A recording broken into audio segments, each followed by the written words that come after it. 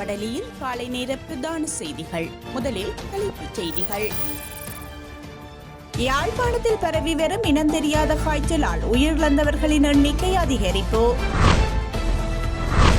ஜனாதிபதி தலைமையில் 2025ஆம் ஆண்டுக்கான வரவு செலவு திட்டத்தை தயாரிப்பதற்கான கலந்துரையாடல்கள். மின்சார கட்டண திருத்த யோசனை தொடர்பில் பொது பயன்பாடுகள் ஆணைக்குழுவின் இறுதி தீர்மானம். அமெரிக்காவின் 180 ஆண்டுகால பிறப்புரிமை குடியுரிமை சட்டத்தை மாற்றியமைக்க டொனால்ட் ட்ரம்ப் முடிவு. தொடர்பென விரிவான செய்திகள். வடக்கு மாகாணத்தில் அடையாளம் காணப்படாத காய்ச்சல் காரணமாக நேற்று மாலை வரையில் 7 பேர் உயிரிழந்துள்ளதாக யாழ்ப்பாணம் பிராந்திய சேவைகள் பணிப்பாளர் மருத்துவ கலாநிதி கேதீஸ்வரன் தெரிவித்துள்ளார். இந்த நிலையில் அதனை கட்டுப்படுத்துவதற்கு எடுக்கப்படும் நடவடிக்கைகளை விரைவுபடுத்துவதற்காக தேவை ஏற்படின் மாவட்டத்தின் ஏனைய சுகாதார மருத்துவ அதிகாரிகள் பிரிவுகளிலிருந்து ஆளுநரை பெற்று பயன்படுத்துமாறு யாழ்ப்பாணம் பிராந்திய சேவைகள் பணிப்பாளர் மருத்துவ கலாநிதி கேதீஸ்வரனுக்கு வடக்கு மாகாண ஆளுநர் வேதநாயகன் ஆலோசனைகளை வழங்கினார். யாழ்ப்பாணம் மாவட்டத்தில் 6 பேரும் முல்லைத்தீவு மாவட்டத்தில் ஒருவருமாக இதுவரை உயிரிழந்த நிலையில் இதனை கட்டுப்படுத்துவதற்கு சுகாதாரத்துறையினர் எடுத்து வரும் நடவடிக்கைகள் தொடர்பில் பிராந்திய சுகாதார சேவைகள் பணிப்பாளருடன் ஆளுநர் தொலைபேசியில் நேற்று மாலை உரையாடினார். உயிரிழப்புக்கான காரணம் இன்னமும் உறுதிப்படுத்தப்படவில்லை எனவும் மாதிரிகள் கொழும்பு மற்றும் கண்டிக்கு அனுப்பப்பட்டுள்ளன என்றும் குறிப்பிட்ட பிராந்திய சுகாதார சேவைகள் பணிப்பாளர் எலிக்காய்ச்சலாக இருக்கலாம் என சந்தேகிக்கப்படுவதாகவும் தெரிவித்தார். அத்துடன் வேறு வைரஸ் தொற்றுக்களாகவும் இருக்கக்கூடும் என்ற நியாயமான சந்தேகங்கள் இருப்பதாகவும் அது தொடர்பான விவரங்களையும் ஆளுநரிடம் குறிப்பிட்ட அவர் இது தொடர்பில் ஆராய்வதற்காக கொழும்பிலிருந்து 2 குழுக்கள் இன்றும் நாளையும் வருகை தரவுள்ளன என்றும் தெரிவித்தார். இந்த காய்ச்சலுக்குரிய தடுப்பு மருந்துகள் வேறு மாவட்டங்களில் இருந்தும் பெற்றுக்கொள்ளப்பட்டு விநியோகிக்க நடவடிக்கை இடம்பெறுவதாகவும் அதேபோன்று ஒரு தொகுதி மருந்து கொழும்பு சுகாதார அமைச்சிடம் கோரிக்கை முன்வைக்கப்பட்டுள்ளதாகவும் பிராந்திய சுகாதார சேவைகள் பணிப்பாளர் சுட்டிக்காட்டினார். இதேவேளை இந்த தடுப்பு நடவடிக்கைகளை மருத்துவத்துறையினர் அர்ப்பணிப்புடன் மேற்கொள்வதாக குறிப்பிட்ட ஆளுநர் மாவட்டத்தில் இந்த காய்ச்சல் பாதிப்புறாத ஏனைய சுகாதார மருத்துவ அதிகாரிகள் பிரிவிலிருந்து மருத்துவ அதிகாரிகள் பொது சுகாதார பரிசோதகர்கள் பெற்று அவற்றினை வினைத்திறனுடன் மேற்கொள்ளுமாறும் ஆலோசனை வழங்கினார். 2025ஆம் ஆண்டுக்கான வரவு செலவு திட்டத்தை தயாரிப்பதற்கான அமைச்சரவை மட்டத்திலான ஆரம்ப கலந்துரையாடல்கள் ஜனாதிபதி அனுரகுமார திசாநாயக்க தலைமையில் ஆரம்பிக்கப்பட்டுள்ளன. அதன் ஒரு அங்கமாக கிராமிய அபிவிருத்தி சமூக பாதுகாப்பு மற்றும் சமூக வலுவூட்டுகை அமைச்சின் செலவு தலைப்பு தொடர்பிலான வரவு செலவு திட்ட பரிந்துரைகள் குறித்த கலந்துரையாடல் நேற்று முற்பகல் ஜனாதிபதி அலுவலகத்தில் நடைபெற்றது.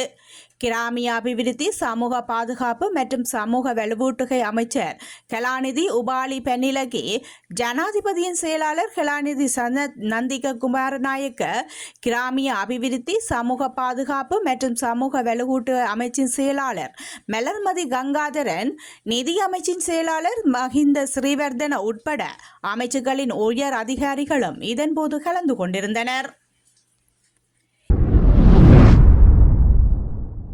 இலங்கை மின்சார சபையினால் சமர்ப்பிக்கப்பட்ட மின்சார கட்டண திருத்த யோசனை தொடர்பில் பொது பயன்பாடுகள் ஆணைக்குழுவின் இறுதி தீர்மானம் 2025 ஜனவரி 17ஆம் தேதி எடுக்கப்படும் என ஆணைக்குழு தெரிவித்துள்ளது. இலங்கை மின்சார சபையினால் 2025ஆம் ஆண்டு ஜனவரி மாதம் ஜூன் மாதம் வரை 6 மாத காலப்பகுதிக்கு சமர்ப்பிக்கப்பட்டுள்ள மின்சார கட்டண திருத்த முன்வழிக்கான பொது கலந்தாய்வு 2025ஆம் ஆண்டு டிசம்பர் மாதம் 17ஆம் தேதி ஆரம்பிக்கப்படும் என பொது பயன்பாடுகள் ஆணைக்குழு விடுத்துள்ள அறிக்கையில் சுட்டிக்காட்டப்பட்டுள்ளது. அந்த நோக்கத்திற்காக ஜனவரி 8ஆம் தேதி வரை எழுத்துப்பூர்வ கருத்துக்கள் ஏற்றுக்கொள்ளப்படும் என்றும் மற்றும் 9 அமர்வுகள் மூலம் வாய்மொழி கருத்துக்கள் கோரப்படும் என தெரிவிக்கப்பட்டுள்ளது.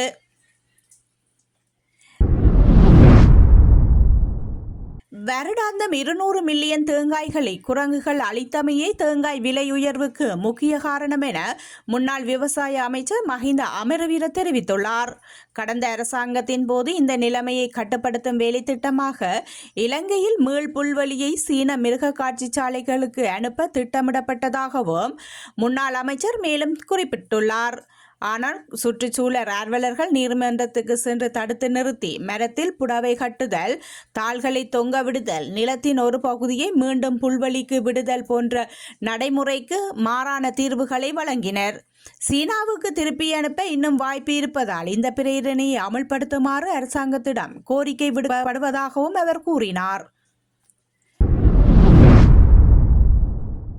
கிழக்கு மாகாண கல்வித்துறையில் உள்ள குறைபாடுகளை நிவர்த்திக்க நடவடிக்கை எடுக்குமாறு திருகோணமலை மாவட்ட பாராளுமன்ற உறுப்பினர் இம்ரான்கான் மெஹ்ரூப் கிழக்கு மாகாண ஆளுநர் பேராசிரியர் ஜெயந்தலால் ரத்னசேகரவிடம் கோரிக்கை விடுத்துள்ளார். நேற்று ஆளுநரை சந்தித்து உரையாற்றும் போதே அவர் இந்த கோரிக்கையை விடுத்துள்ளார்.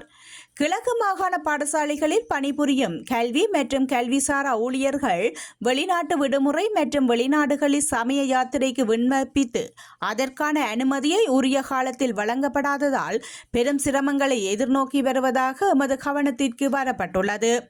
வலய கல்வி அலுவலகங்கள் ஊடாக உரிய திகதிக்கு சில மாதங்களுக்கு முன் விண்ணப்பித்தாலும் அனுமதி உரிய காலங்களில் வழங்கப்படுவதில்லை என்று புகார் தெரிவிக்கப்படுகின்றது. அனுமதியை எதிர்பார்த்து காத்திருக்கும் இவர்கள் தொடர்ந்து கடமைக்கு செல்கின்றனர். எனினும் இவர்கள் விண்ணப்பித்த லீவு திகதியிலிருந்து வலய கல்வி அலுவலகங்களினால் சம்பளம் இடைநிறுத்தப்படுகின்றது. நிர்வாக சீர்களினால் இந்த அசௌகரியம் ஏற்படுகின்றது. இவ்வாறு விண்ணப்பித்தவர்களின் கோவைகள் மாதக்கணக்கில் மாகாண கல்வி திணைக்களம் மற்றும் மாகாண கல்வி அமைச்சில் தேங்கியிருப்பதாகவும் இதனை விரைவுபடுத்த லஞ்சம் எதிர்பார்க்கப்படுவதாகவும் குற்றச்சாட்டுகள் முன்வைக்கப்படுகின்றன. அதேபோல வெளிநாட்டு லீவு அனுமதியிலும் பாராபட்சம் இருப்பதாகவும் கூறப்படுகின்றது. எனவே தயவு செய்து இதன் உண்மைத்தன்மைகளை அறியும் பொருட்டு தேவையான நடவடிக்கைகளை முன்னெடுக்குமாறும் அவர் கேட்டுக்கொண்டுள்ளார். கிளிநொச்சியில் நேற்று மாலை முதல் தொடர்ச்சியான மழையுடன் கூடிய காலநிலை நிலவி வருகின்றது. ஏற்கனவே வான் பாய்ந்த சிறிய குளங்கள் மீண்டும் வான் பாய ஆரம்பித்துள்ளன. இதனையடுத்து இரண்டமேடு குளத்தின் 14 வான்கதவுகளில் 2 வான்கதவுகள் 6 இன்ச்சி அளவில் நேற்று மாலை திறந்துவிடப்பட்டுள்ளது. எனவே தாழ்நில பகுதி மக்களை தொடர்ந்து அவதானத்துடன் செயற்படுமாறு நீர்ப்பாசன திணைக்களம் அறிவித்துள்ளது.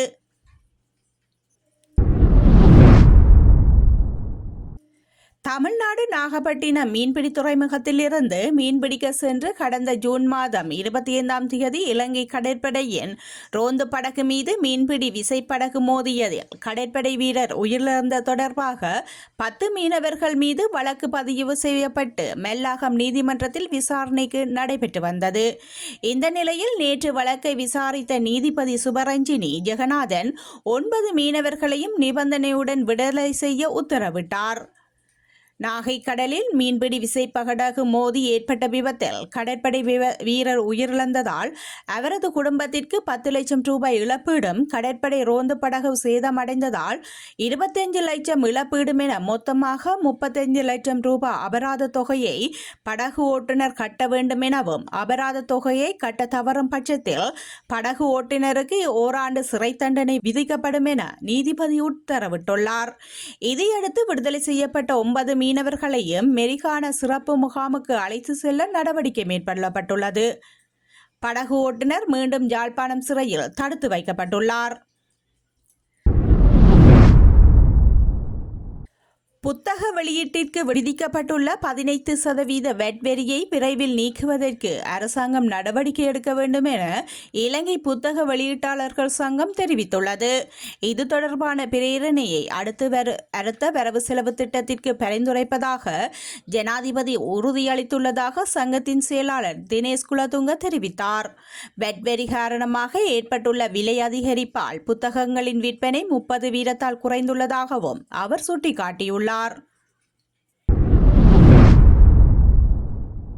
அமெரிக்காவில் பிறப்புரிமை குடியுரிமை என்பது அபத்தமானது என நம்பும் டொனால்ட் ட்ரம்ப் அதனை முடிவுக்கு கொண்டு வர இருப்பதாக அறிவித்துள்ளார். இதனால் சுமார் 1.6 மில்லியன் இந்தியர்கள் பாதிக்கப்படுவார்கள் என்றும் தகவல்கள் வெளியாகியுள்ளது. 150 ஆண்டுகளுக்கு மேலாக அரசியல் அமைப்பில் அளிக்கப்பட்டுள்ள உத்தரவாதத்தை டொனால்ட் ட்ரம்ப் கேள்விக்குறியாக்கியுள்ளார். பெற்றோரின் குடியுரிமையை பொருட்படுத்தாமல் அமெரிக்க எல்லைக்குள் பிறக்கும் குழந்தைகளுக்கு குடியுரிமை வழங்கப்படுகின்றது. இந்த திட்டத்தையே டொனால்ட் ட்ரம்ப் முடிவுக்கு கொண்டு வர இருக்கின்றார். உலகின் முதன்மையான பல நாடுகளில் இவ்வாறான திட்டம் ஏதும் இல்லை என குறிப்பிட்டுள்ள டொனால்ட் ட்ரம்ப் அந்த திட்டம் தவறாக பயன்படுத்தப்பட்டு வருவதாகவும் அமெரிக்க குடிமகனாக மாறுவதற்கு கடுமையான தரநிலைகள் இருக்க வேண்டும் என்றும் அவர் குறிப்பிட்டுள்ளார். பிறப்புரிமை குடியுரிமை என்பது அரசியலமைப்பின் 14வது திருத்தத்தை அடிப்படையாக கொண்டதாகும். அமெரிக்க சட்டத்தின் கீழ் இது நிறுவப்பட்டுள்ளது. எனவே இந்த சட்டத்தை எளிதாக்க நீக்கிவிட முடியாது என்றும் மீட்கும் முடிவுக்கு குறிப்பிடத்தக்க சட்ட சவால்களை எதிர்கொள்வது உறுதி என்றும் கூறினார். 2022 வெளியாகியுள்ள ஆய்வறிக்கையின்படி அமெரிக்காவில் சுமார் 4.8 மில்லியன் இந்திய அமெரிக்கர்கள் வாழ்கின்றனர்.